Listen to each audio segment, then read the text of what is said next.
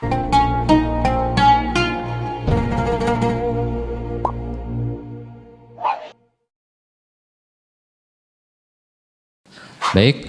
karena Ustadz udah hadir, kita mulai kajian kita dengan bacaan basmalah. Bismillahirrahmanirrahim. Maka waktu dan tempat kami persilakan Ustadz.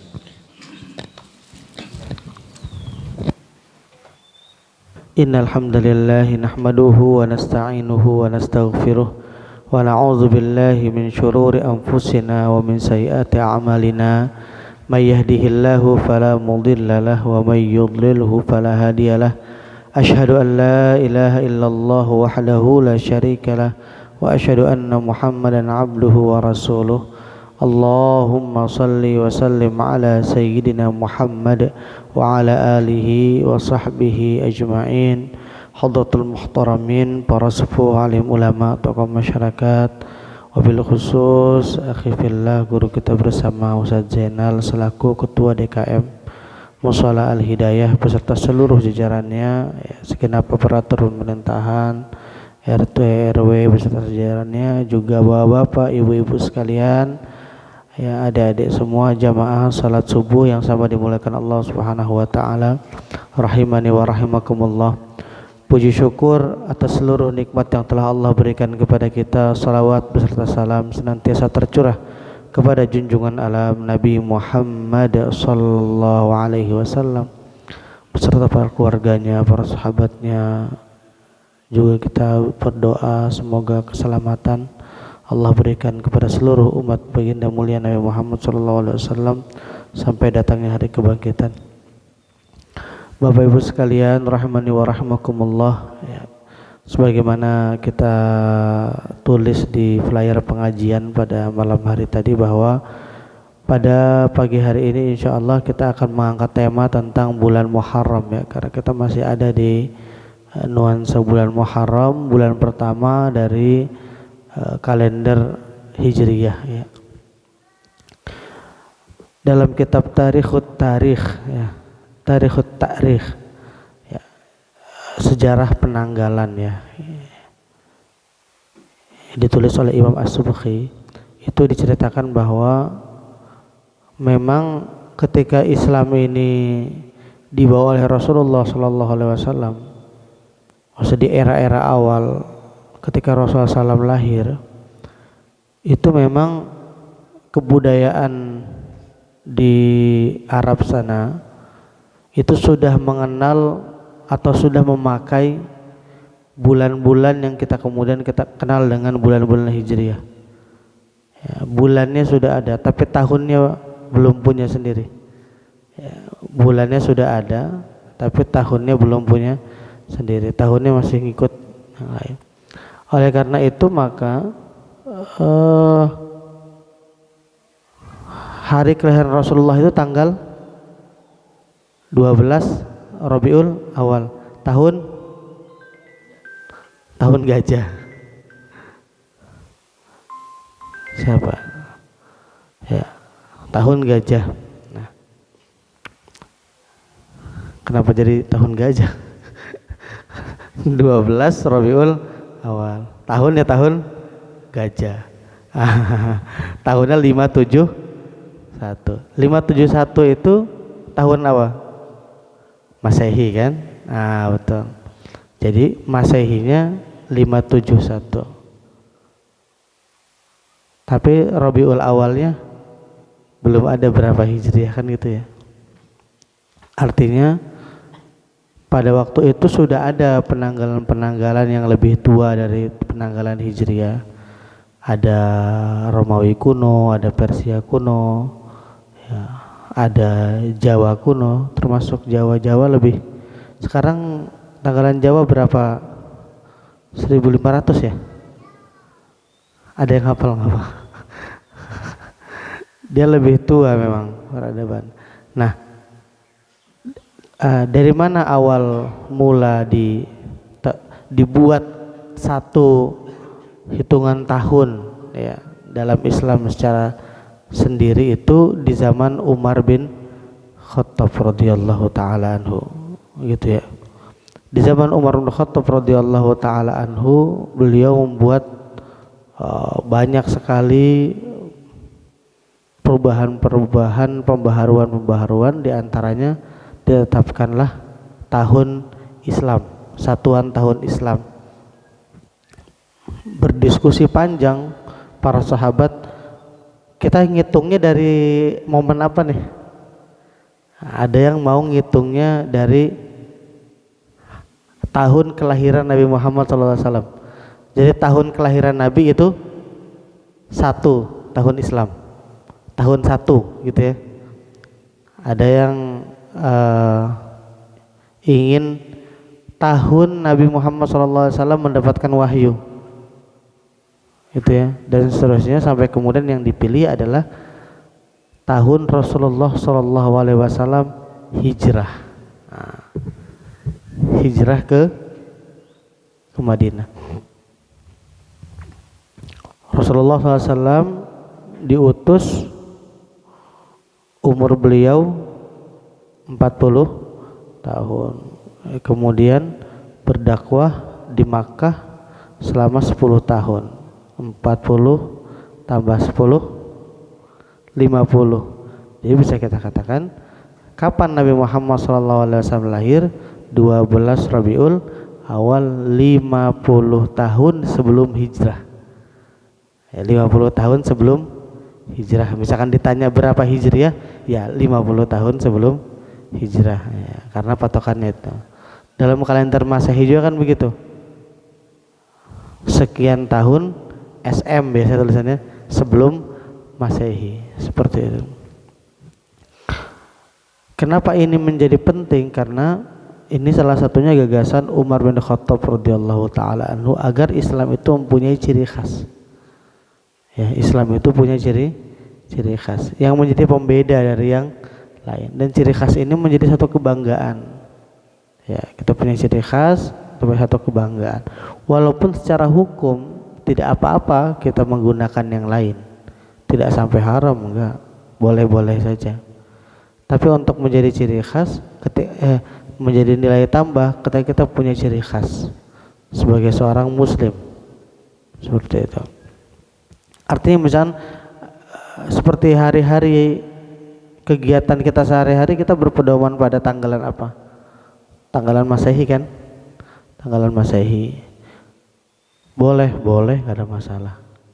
Tapi ketika kita menggunakan ciri khas dari tanggalan Islam, maka itu menjadi nilai tambah, ya.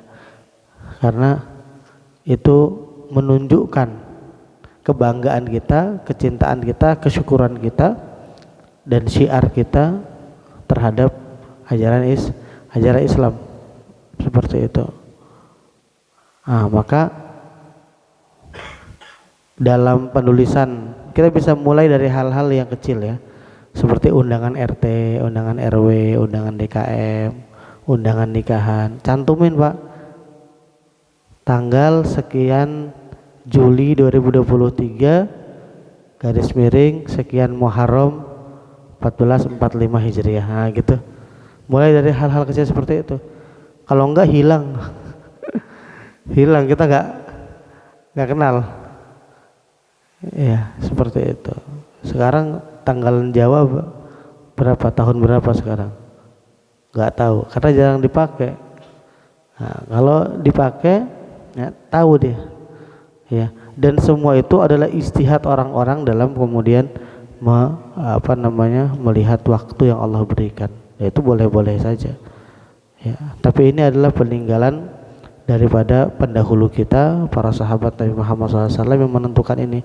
Maka kita jaga dari mulai Muharram, Safar, Rabiul Awal, Rabiul Tsani, Jumadil Awal, Jumadil Tsani, dan seterusnya lah sampai Ramadan dan seterusnya. Syawal, Dzulqa'dah, Dzulhijjah. Nah, ini dan di setiap bulan-bulan itu ada keutamaan. Nah, bulan Muharram adalah salah satu dari beberapa bulan yang haram. Apa tuh bulan haram? Bulan yang Allah muliakan. Jadi ada tanah haram. Tanah haram itu mana Pak?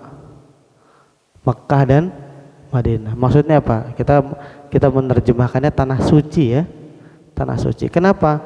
Karena di tanah tersebut kita diharamkan melakukan sesuatu yang di tempat lain diperbolehkan.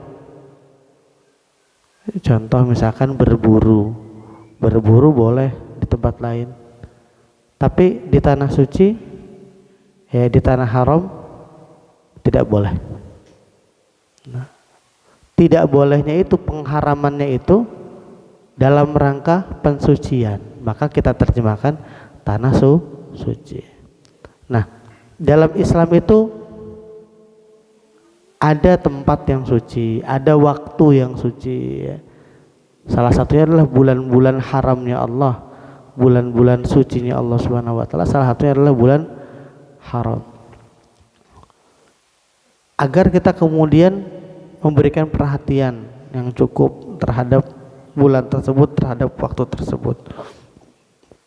Bahwasanya di bulan Muharram ini banyak sekali peristiwa-peristiwa yang terjadi.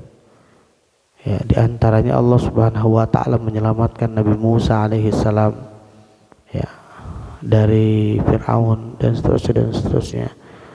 Maka bisa dikatakan bulan Muharram ini sebagai salah satu daripada syiar, ya, syiar agama Islam. Apa itu syiar? Syiar itu suatu yang kita tunjukkan, suatu yang kita umumkan, suatu yang kita dengungkan agar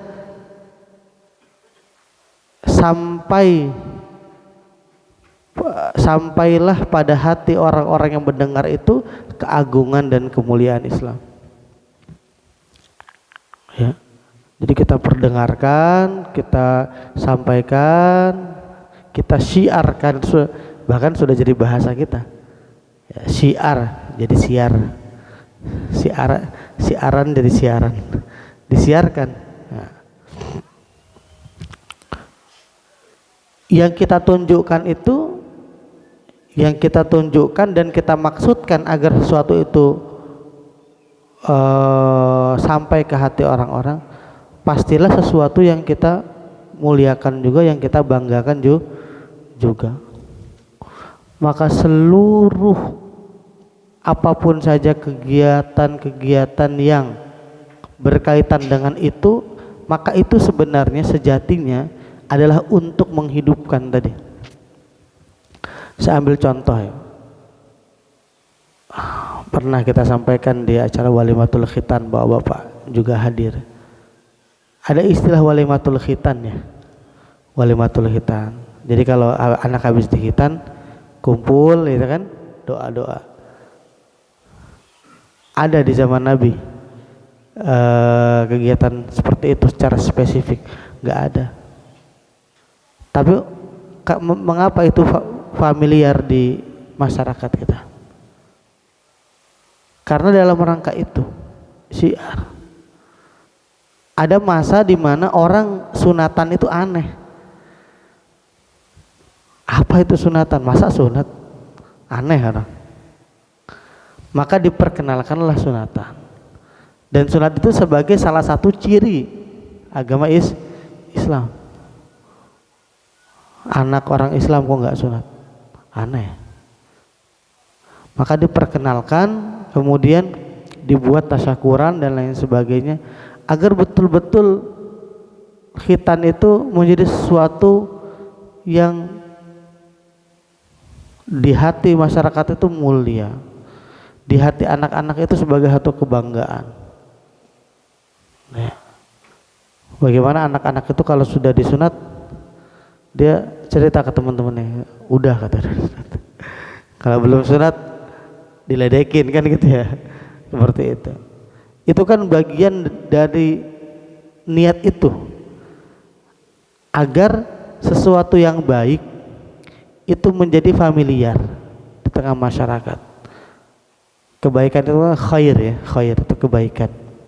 Bagaimana khair ini menjadi ma'ruf, amar ma'ruf, ya, amar ma'ruf nahi mungkar. Kenapa bukan amal khair? Karena kebaikan ini harus diperkenalkan dulu, harus disampaikan dulu, agar pengetahuan akan kebaikan tersebut menjadi pengetahuan bersama, diketahui secara kolektif, secara massal.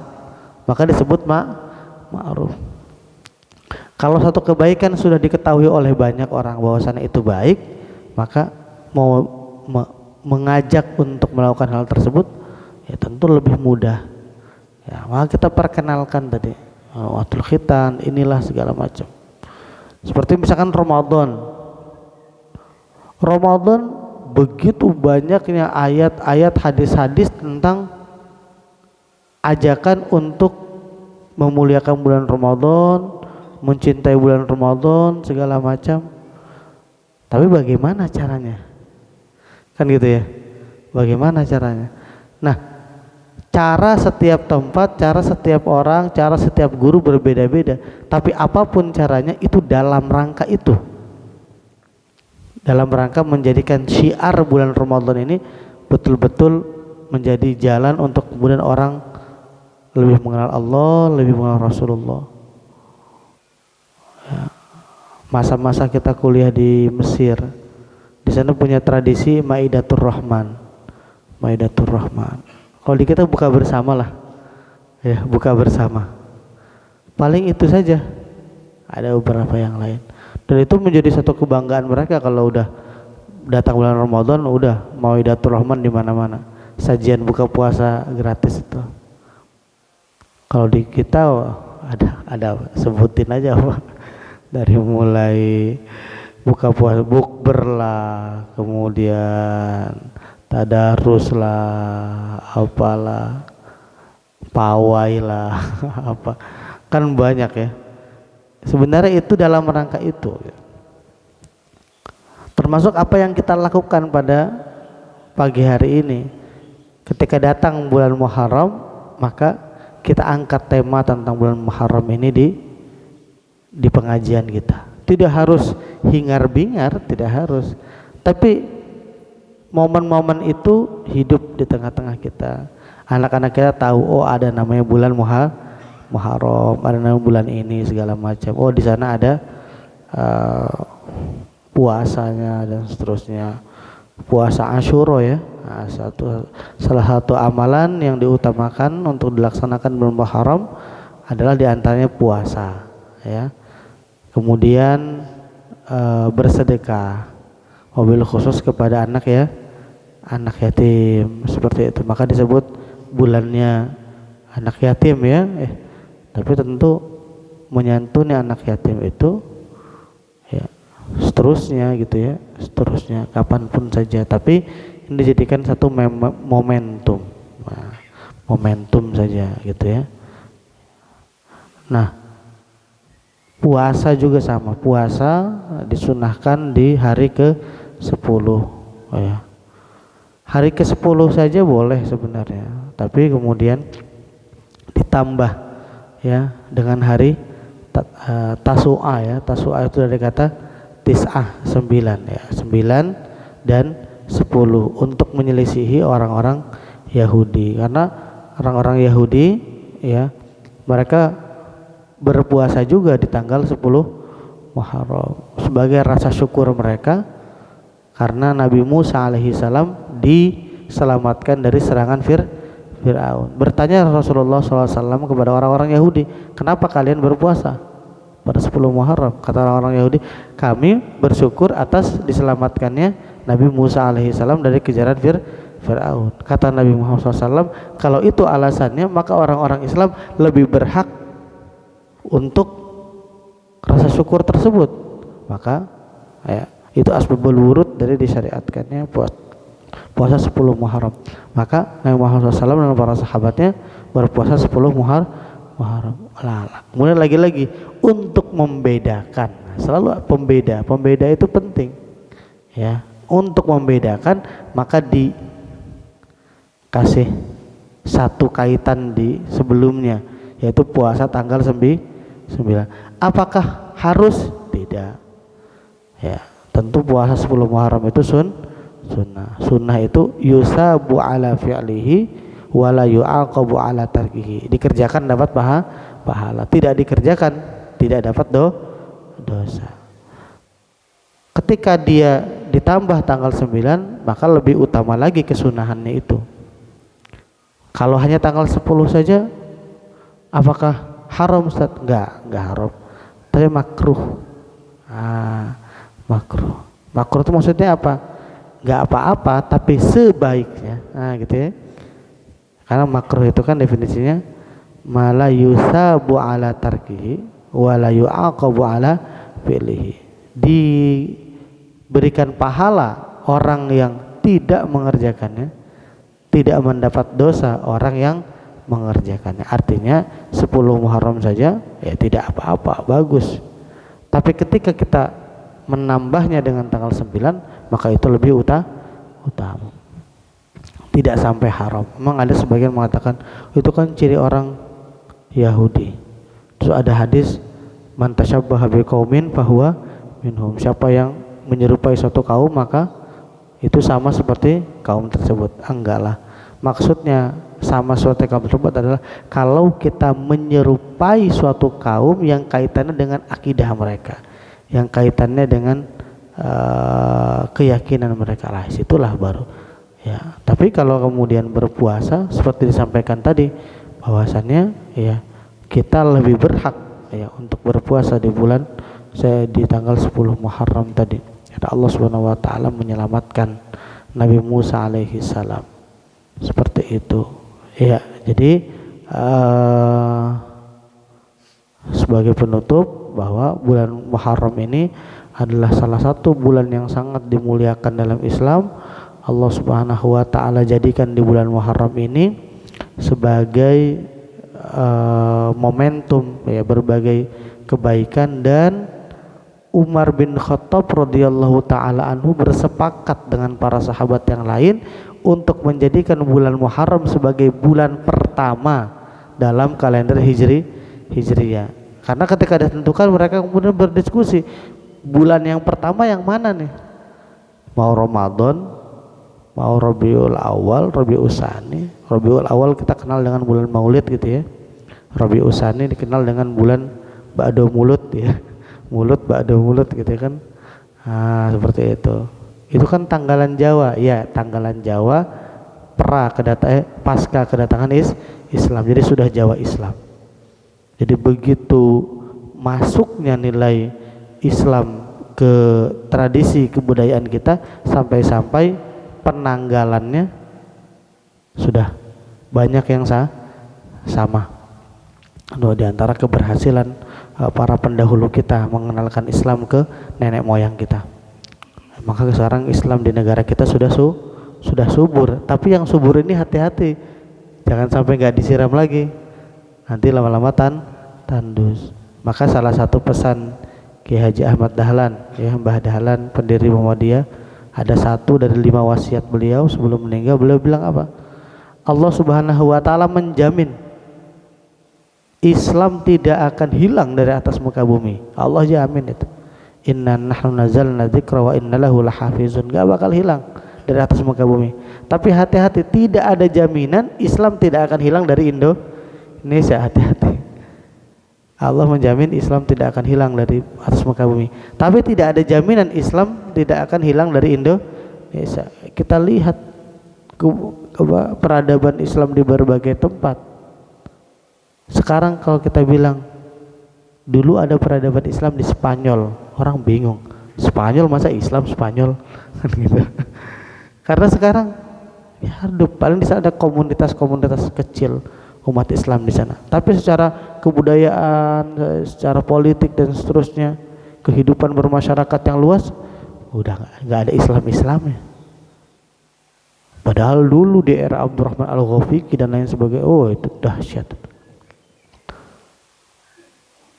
Maka Islam yang kemudian sudah menjadi mayoritas, sudah menjadi hal yang ma'ruf, yang umum, yang mendarah daging di negeri kita ini harus kita jaga. Dengan cara apa? Ajarkan Islam itu kepada anak-anak kita. Nanti anak-anak kita kepada anak-anaknya lagi, dan seterusnya. Salah satu pengajarannya adalah dengan menghidupkan setiap momen-momen tadi Muharram ini. Dipilih Muharram sebagai sebagai bulan pertama. Kenapa? Karena di bulan Zulhijjah umat Islam berangkat ke tanah suci. Pulang dari sana diharapkan keberkahannya itu melimpah tercurah kepada seluruh umat Islam. Dengan keberkahan itulah kita memulai awal waktu kita kembali, yaitu bulan Muharram. Jadi setelah Zulhijjah kan Muharram, ya kan? Jadi mengambil momen Muharram sebagai awal hitungan tahun Hijriah itu karena berharap keberkahan dari bulan Zulhijjah. Nah, seperti itu. Jadi semoga Allah Subhanahu wa taala menjadikan kita orang-orang yang tadi disampaikan oleh Ustaz Zainal bahwa manisnya iman ya. Manisnya iman itu awsaku oral iman, sekuat-kuatnya tali keimanan. Yang paling kuat ya dalam mengikat kebaikan di hati kita adalah ikatan yang berupa rasa manis dalam beribadah. Orang kalau udah senang ibadah enak. Nah, pertanyaannya bagaimana cara menumbuhkan hal tersebut? Caranya adalah melatih diri kita untuk al-hubbu fillah wal bughdu fillah. Jadi awsaku oral iman al-hubbu fillah wal bughdu fillah. Cintai apa yang Allah cintai, benci apa yang Allah benci. Muliakan apa yang Allah muliakan, ya. Jangan muliakan apa yang Allah hinakan. Nah, di antara yang Allah muliakan adalah bulan Muharram dan seluruh amal-amalan di dalamnya, maka kita memuliakan hal tersebut. Seperti itu, dengan hal-hal yang sederhana dimulai seperti ini, seperti itu. Baik, mungkin itu saja Bapak Ibu sekalian dapat kita bahas pada kesempatan kali ini. Semoga yang sedikit ini Allah Subhanahu wa taala kabul, Allah Subhanahu wa taala jadikan sebagai wasilah ya, perkenan yang memberikan hidayah kepada kita ya, dan menjadikan kita termasuk orang-orang yang mendapatkan syafaat Nabi Muhammad sallallahu alaihi wasallam. Amin amin ya rabbal alamin. Mari kita tutup dengan membaca doa bersama-sama. A'udzubillahi minasyaitonir rajim. Bismillahirrahmanirrahim. Allahumma salli wa sallim ala sayyidina Muhammadin fil awwalin. Allahumma salli wa sallim ala sayyidina Muhammadin fil akhirin. وسلم ورضي الله تبارك وتعالى عن كل صحابة رسول الله أجمعين آمين آمين يا الله يا رب العالمين. الحمد لله رب العالمين حمد الشاكرين حمد الناعمين حمدا يوافي نعمه ويكافئ مزيده. يا ربنا لك الحمد كما ينبغي لجلال وجهك الكريم وعظيم سلطانك. اللهم صل وسلم وبارك على حبيبك ونبيك محمد وعلى آله وصحبه أجمعين. اللهم علمنا بما ينفعنا وانفعنا بما علمتنا وزدنا علما. اللهم افتح لنا فتوح العارفين. اللهم افتح لنا فتوح العارفين. اللهم افتح لنا فتوح العارفين يا رب العالمين. اللهم اغفر لنا ولوالدينا وارحمهم كما ربونا صغارا. ربنا هب لنا من أزواجنا ومن ذريتنا قرة أعين وجعلنا للمتقين إماما. اللهم إنا نسألك علما نافعا ورزقا طيبا وعملا متقبلا ولسانا ذاكرا وقلبا خاشعا ودعاء مستجابا يا رب العالمين ويا مجيب السائلين. ربنا آتنا في الدنيا حسنة وفي الآخرة حسنة وقنا عذاب النار. بفضل سبحانك رب العزة عما يصفون وسلام على المرسلين والحمد لله رب العالمين. ببركة الفاتحة. أعوذ بالله من الشيطان الرجيم. بسم الله الرحمن الرحيم. الحمد لله رب العالمين الرحمن الرحيم مالك يوم الدين. إياك نعبد وإياك نستعين.